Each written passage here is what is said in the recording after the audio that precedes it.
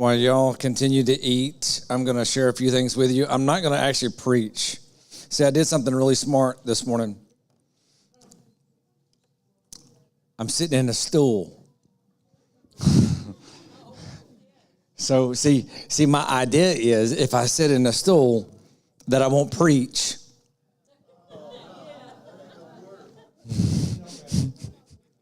So, I was trying to think of ways to because this is a fellowship, and I really want to spend time with everyone and eat all of your delicious food.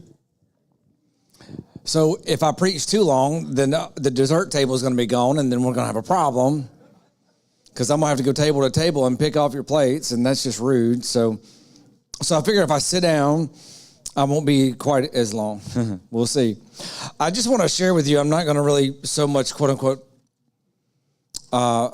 minister a clear point as much as I want to share with you about what I feel stirring in me about the season. So next week we should have one or both of my brothers. I'll let you know next week.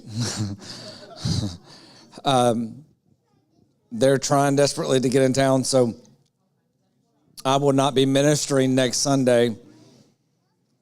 One of them will. So I want to share with you what God has laid on my heart. So if you'll give me just a few minutes to share this with you. I want to talk about 2022 and 2023. I'll title this, It's Not Over, but another title could be Sifting and Sorting. So at the beginning of 2022, I felt the Lord give me a word that what you establish over the next 6 months is going to set the course for the next 6 years. And I really have held on to that word personally. So over the last week or two, I've been kind of recounting, contemplating the year in retrospect. I like taking account of a year. I like looking at the things that have been done, things that have been accomplished, things that needed to be accomplished, so forth.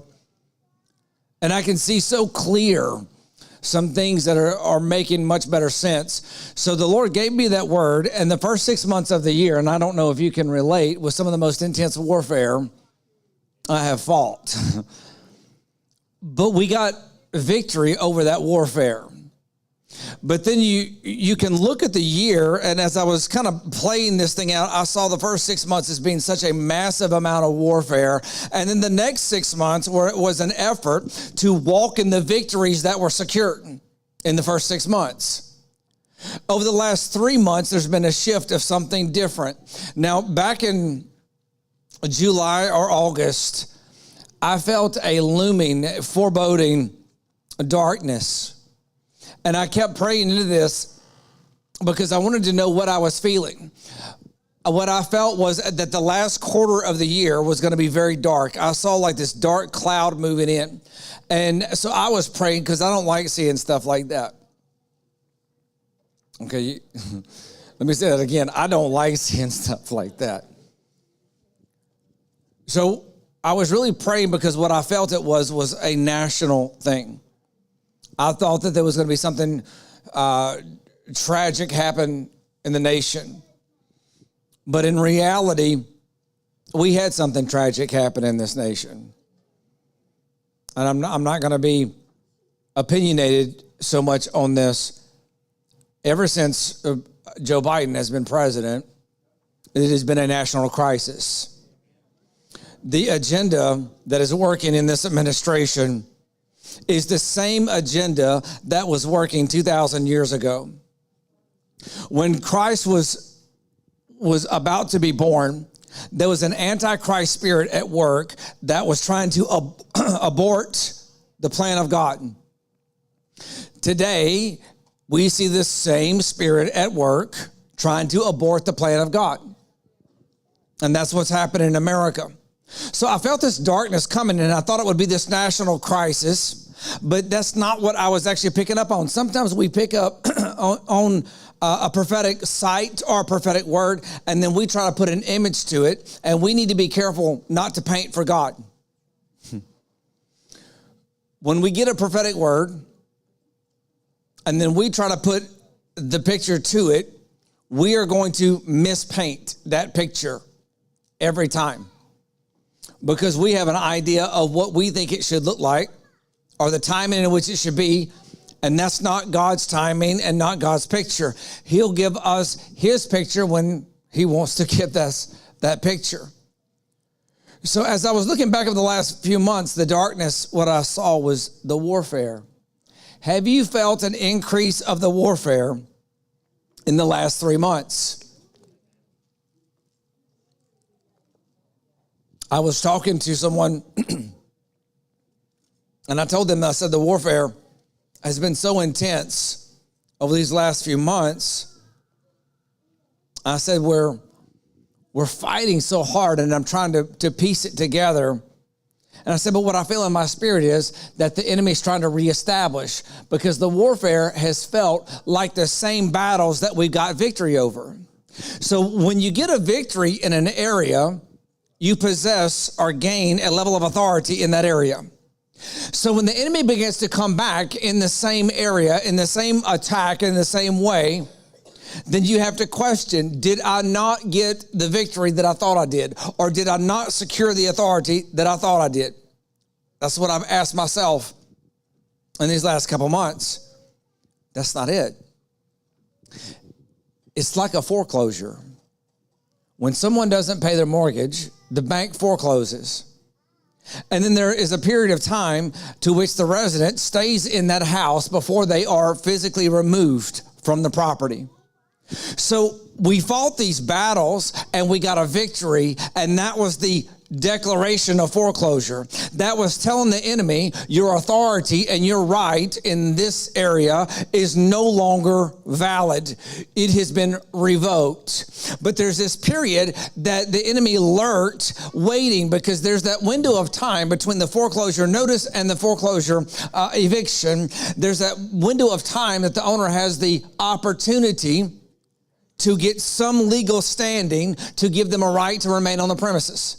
That's what this warfare is about. The enemy is trying to gain legal right to reclaim the territory, to reclaim the areas that we got victory over. So it's almost like he's got a deadline and he knows we've got a victory in an area. So he received a foreclosure, but he's about to be evicted. So he's been allowed to squat on the property, squat in the territory, and he wants to regain legal access before he's removed, and he knows this time is coming. He knows there's this deadline, and he has so many days, so many hours that he still has to remain. So he's trying to provoke a response from us to allow him to have legal access once again.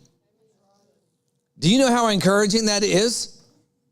So the warfare, this is why if I was talking to multiple people in the last couple of weeks, and I said there is a resurgence of last year's warfare.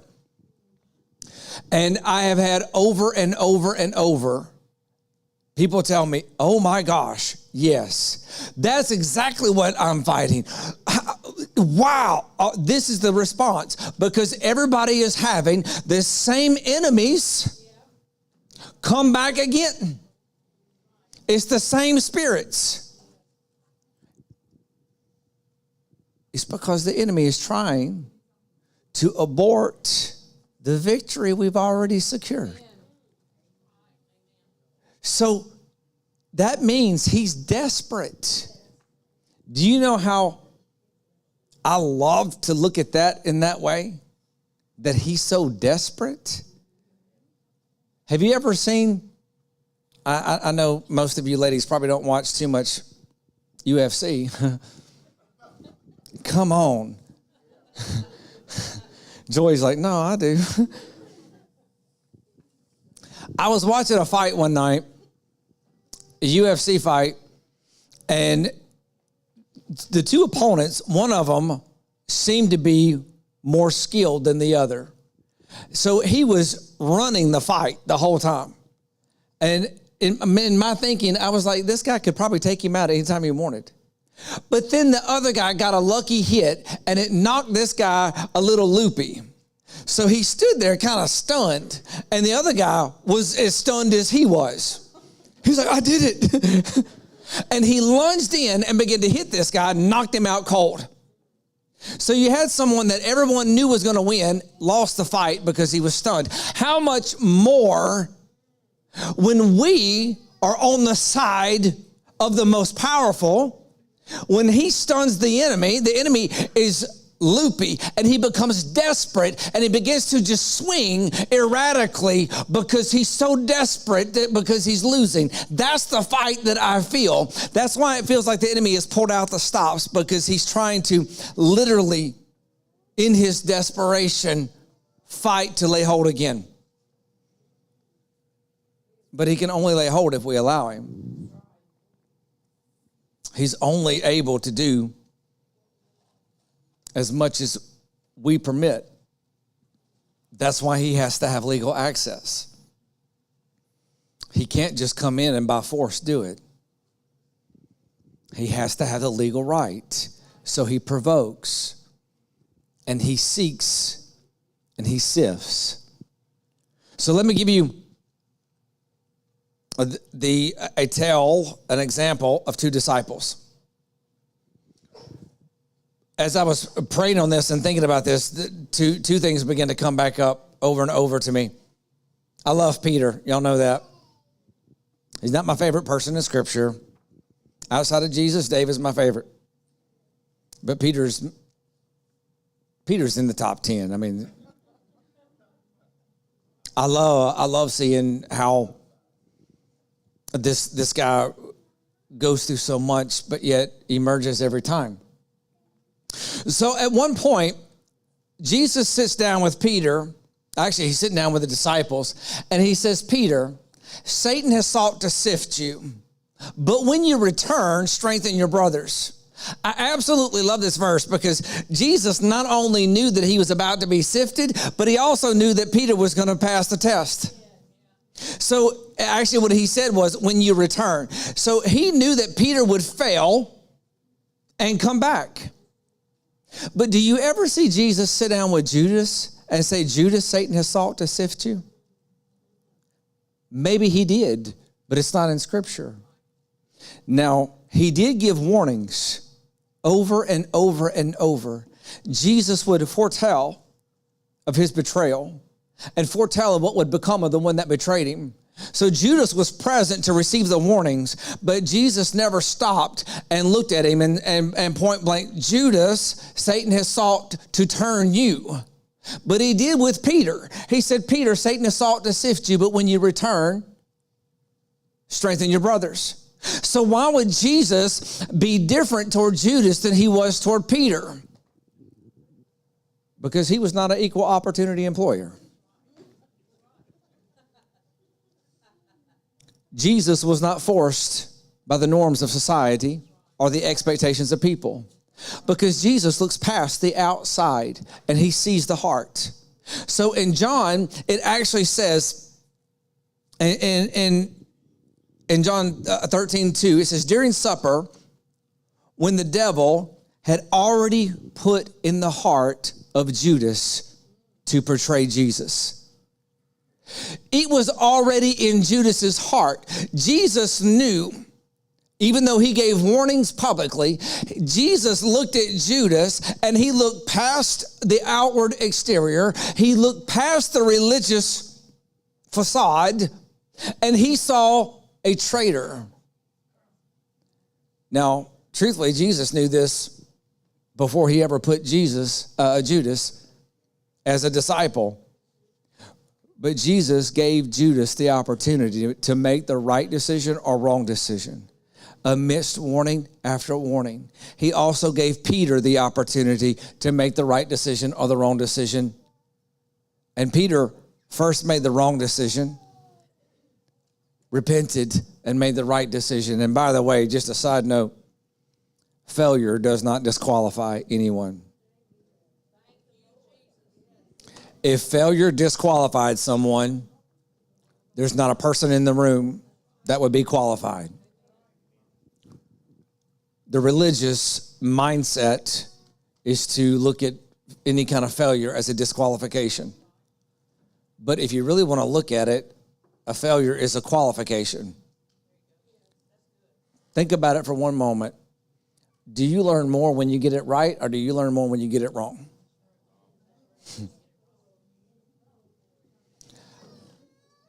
I messed up with a nail gun one time, and I nailed a board to my finger, through my finger. The nail went in right here and out this way. And I looked at it. It was a genius move. I looked at it because the board, I was trying to figure out why this board was sticking to my finger. Because when something first happens, it takes a minute to hit your brain. Some of you are faster than others. I apparently am a little slow because I had time to really try to figure this thing out. I pull the board up and I'm like, why are you not coming off? I'm not even seeing the 1.5 inch nail coming through my finger. It was a 2.5 inch nail, but it was, anyway. So I looked at it and I went, I ripped the board out. Then all of a sudden, my brain caught up with reality. Blood's pouring on the ground. I guess that is gross, isn't it? That's some red velvet cake.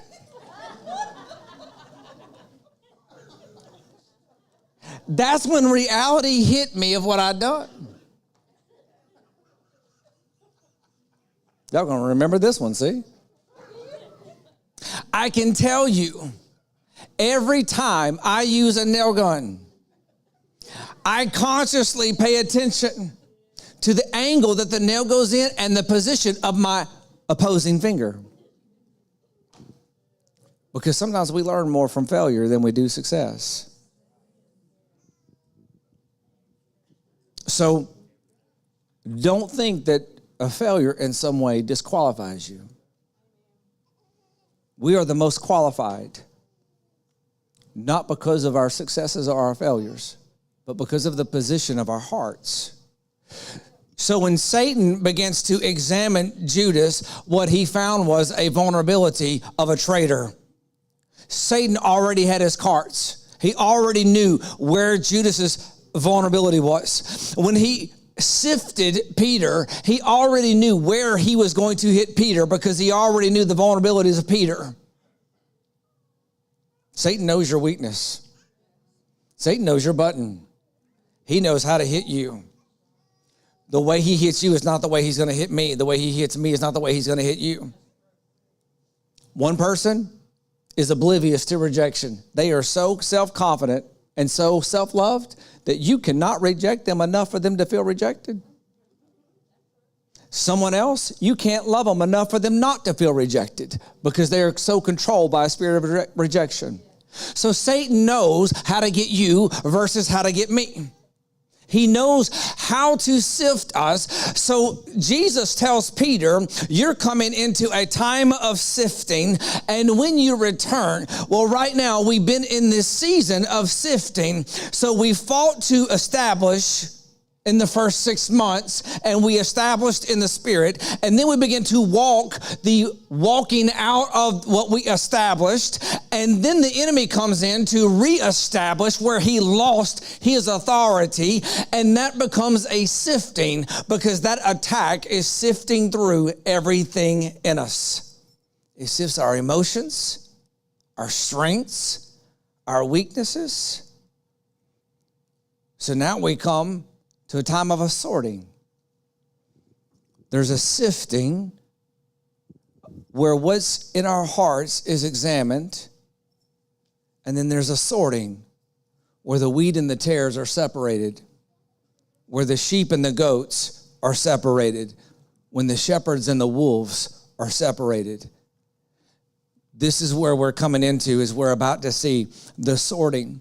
So God's been giving us opportunity after opportunity to see the weaknesses, to see the vulnerabilities.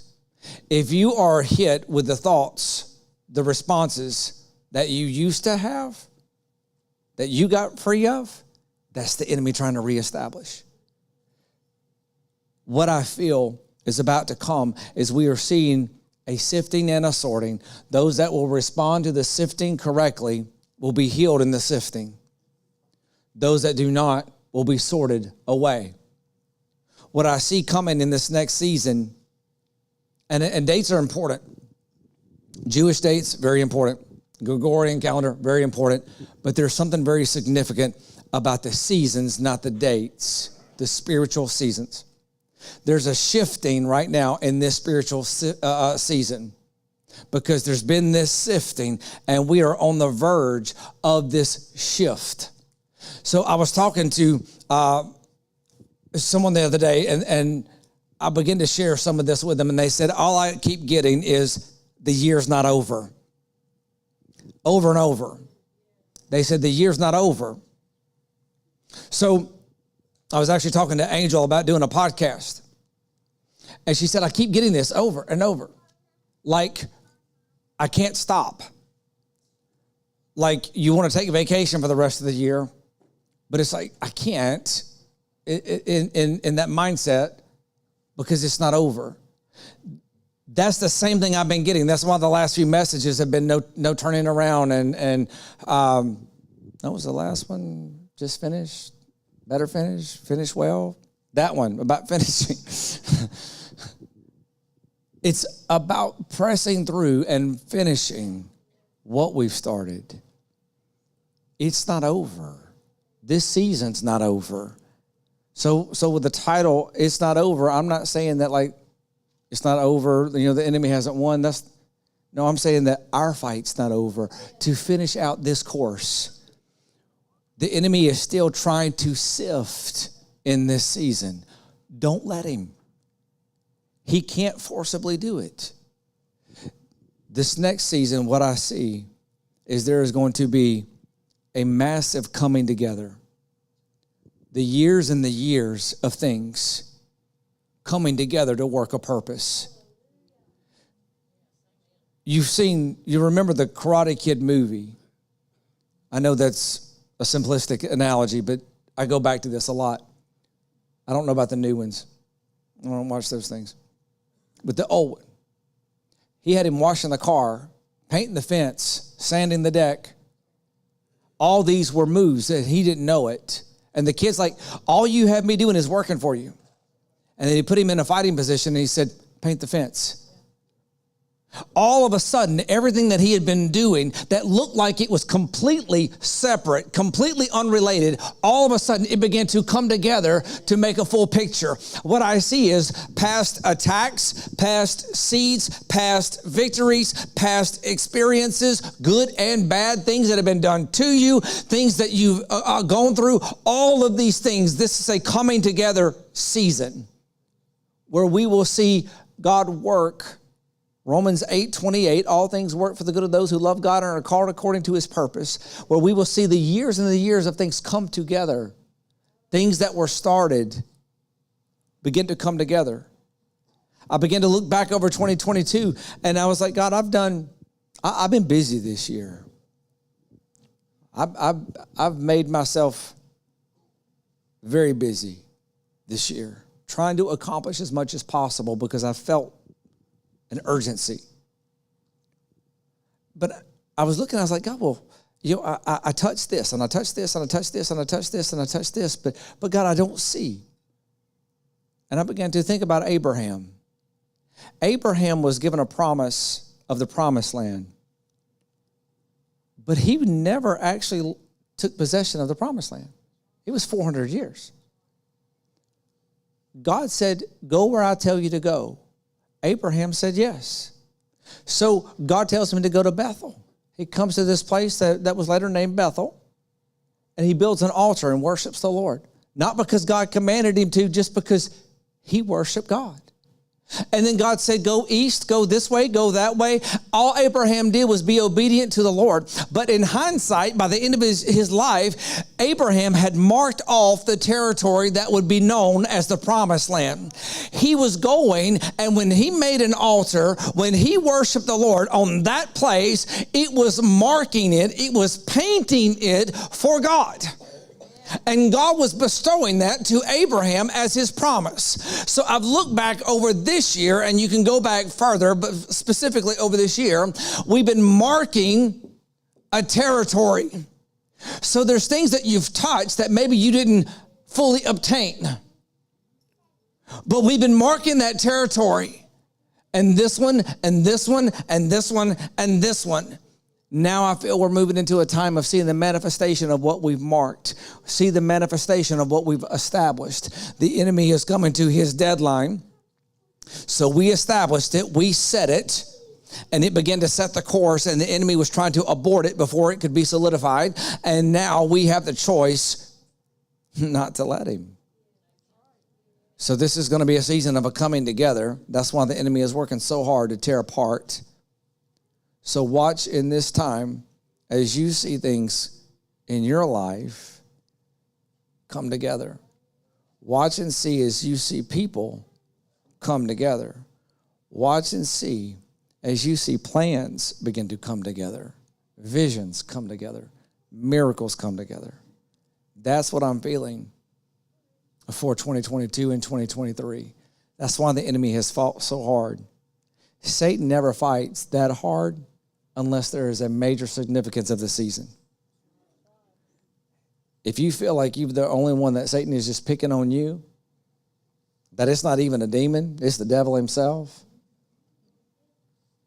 Well, unless he's visiting both of our houses, it's not. No, there is an all-out onslaught on the body of Christ. There's a great revival coming. I'm talking about revival of the lost, a revival of the church that sees a harvest of the lost. But this battle has been the church. See, Satan tried to stop Jesus before he was born. Satan tried to stop Moses before he was born. Every time God does something, the enemy, he may not know exactly what's going on, but he knows something's going on. And he tries to abort it before it can happen. The enemy knows the church of this hour is so significant in this prophetic timeline. And he is trying to abort that harvest before it happens. He fails every time. We have to make sure he fails personally. So don't take the bait. Don't allow the enemy to provoke you to an old response. You've been set free of something, walk in that freedom. You've been set free of a mindset, walk in that freedom. You've been healed of a hurt or a wound, walk in that healing. So that's what I have for you for 2023. Now, I'm going to scarf down my food so I can get to the dessert table before you do.